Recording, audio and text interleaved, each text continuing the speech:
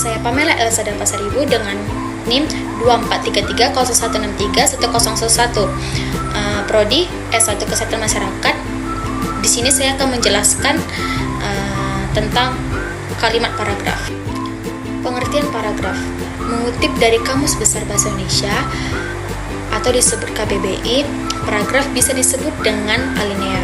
Sementara itu, pengertian paragraf adalah bagian bab dalam suatu karangan yang biasanya mengandung satu ide pokok dan penulisnya dimulai dengan garis baru.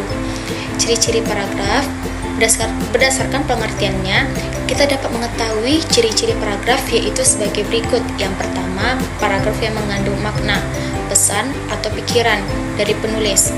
Yang kedua, paragraf dibangun oleh beberapa kalimat yang menghasilkan suatu tema tertentu. Yang ketiga, kalimat-kalimat dalam paragraf disusun secara logis dan sistematis. Yang keempat, paragraf mengandung satu ide pokok dan beberapa kalimat penjelas. Macam-macam paragraf berdasarkan tujuannya. Yang pertama, paragraf narasi. Paragraf narasi adalah jenis paragraf yang berisi rangkaian kejadian dari awal hingga akhir kejadian berdasarkan urutan waktunya. Yang kedua, paragraf eksposisi. Paragraf eksposisi adalah jenis paragraf yang berisi informasi secara mendetail kepada pembaca. Memang tujuan dari paragraf ini adalah memaparkan, menyampaikan informasi, menjelaskan, dan juga menerangkan suatu topik kepada orang lain. Yang ketiga, paragraf argumentasi. Paragraf argumentasi adalah paragraf yang bertujuan untuk meyakinkan orang lain bahwa ide, gagasan, dan pendapat yang dipaparkan adalah benar adanya dan terbukti nyata. Yang keempat, paragraf persuasi.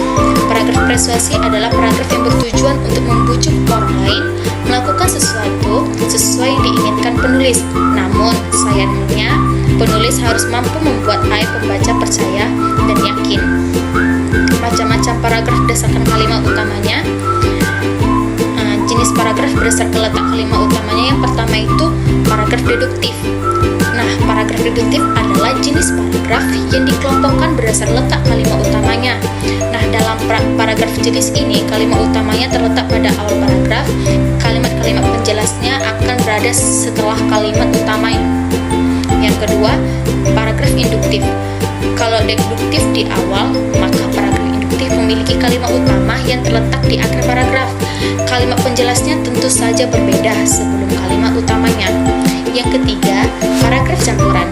Paragraf campuran adalah perpaduan antara paragraf deduktif dan induktif. Kalimat utama pada paragraf campuran berada dari awal paragraf dan diulang kembali pada akhir paragraf. Syarat pembentukan paragraf yang baik meliputi kesatuan, kepaduan, ketuntasan, konsistensi, sudut pandang, dan kerutunan. Paragraf harus memiliki satu gagasan pokok atau kalimat topik dan dikembangkan dengan kalimat-kalimat penjelas yang relevan. Kesatuan berarti semua kalimat dalam paragraf membahas gagasan yang sama. Kepaduan menunjukkan keterkaitan antara kalimat, dan ketuntasan berarti paragraf lengkap dan tidak ada bagian yang terlewat. Berikut adalah penjelasan lebih detail tentang syarat-syarat tersebut. Yang pertama, kesatuan. Setiap paragraf harus memiliki satu gagasan utama atau topik pokok. Satu kalimat dalam paragraf harus mendukung dan menjelaskan gagasan utama tersebut. Tidak boleh ada kalimat yang tidak relevan atau menyimpang dan topik. Yang kedua, kepaduan. Kalimat-kalimat dalam paragraf harus saling terkait dan logis. Penggunaan kata, penghubung atau transisi, sinonim, dan repetisi dapat membantu menjaga kepaduan. Struktur paragraf yang baik, kalimat pembuka, kalimat penjelas, dan kalimat penutup juga mendukung kepaduan. Yang ketiga, ketuntasan. Paragraf harus lengkap dalam menyampaikan gagasan utama dan detail pendukung. Tidak boleh ada bagian penting yang terlewatkan dalam pengembangan paragraf. Yang keempat, konsistensi sudut pandang. Penulis harus konsisten dalam menggunakan sudut pandang atau orang pertama, orang kedua, atau orang ketiga. Konsistensi sudut pandang membantu pembaca untuk mengikuti alur pemikiran penulis. Yang kelima, kerutunan. Paragraf harus memiliki urutan kalimat yang logis dan mudah diikuti. Urutan ini dapat berupa urutan kronologis, urutan spasial, urutan hierarkin, atau urutan logis lainnya.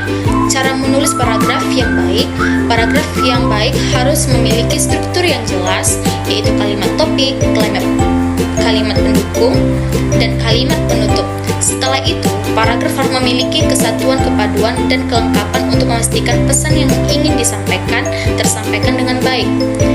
Berikut adalah langkah-langkah untuk menulis paragraf yang benar. Yang pertama, tentukan ide pokok. Identifikasi gagasan utama yang ingin disampaikan dalam paragraf tersebut. Yang kedua, buat kalimat topik. Sampaikan ide pokok dalam satu kalimat yang jelas dan singkat. Ini adalah kalimat topik. Yang ketiga, kembangkan kalimat pendukung. Buat kalimat-kalimat yang mendukung dan menjelaskan ide pokok, bisa berupa fakta, contoh, atau detail lain yang relevan. Yang keempat, tambahkan detail dan bukti. Sediakan detail dan bukti yang relevan untuk memperkuat argumen dan kalimat pendukung. Yang kelima, buat kalimat penutup. Sediakan kalimat penutup yang menyimpulkan gagasan utama dan memberikan kesan akhir yang kuat. Yang keenam, periksa koherensi dan kohers. Pastikan semua kalimat dalam paragraf saling berhubungan dengan mengalir dengan baik. Gunakan kata transisi untuk menghubungkan kalimat-kalimat tersebut. Yang ketujuh, edit dan revisi. Periksa kembali paragraf untuk memastikan kejelasan, kebenaran, dan efektivitas untuk unsur paragraf. Yang pertama, topik atau gagasan utama. Kamu tahu nggak, unsur ini adalah fokus atau jantung dari sebuah paragraf. Topik atau gagasan utama adalah ide utama yang ingin disampaikan penulis kepada pembaca. Intinya, gagasan utama layaknya jiwa yang menghidupkan sebuah paragraf agar menarik di mata pembaca. Yang kedua, kalimat utama.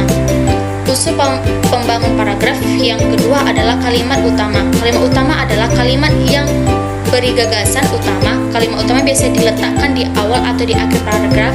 Kalimat utama bersifat umum dan akan dikembangkan oleh kalimat-kalimat pendukung lainnya. Yang ketiga, kalimat penjelas atau kalimat pendukung. Sementara itu, kalimat penjelas atau kalimat pendukung adalah kalimat yang berfungsi untuk mengembangkan dan memperkuat gagasan yang disampaikan pada kalimat utama. Kalimat penjelas ini bisa berupa data pelengkap seperti opini, fakta, atau data yang valid. Yang keempat, konjungsi. Konjungsi adalah kata sambung atau kata penghubung. Konjungsi dalam bahasa Indonesia ada dua jenis, yaitu konjungsi intrakalimat dan konjungsi antarkalimat. Konjungsi intrakalimat adalah kata sambung yang berfungsi untuk menghubungkan kata dengan kata, frasa dengan frasa, serta klausa dengan klausa dalam satu kalimat. Konjungsi antarkalimat adalah kata sambung yang menghubungkan antar kalimat dalam satu paragraf, misalnya jadi, oleh, karena itu. Terima kasih.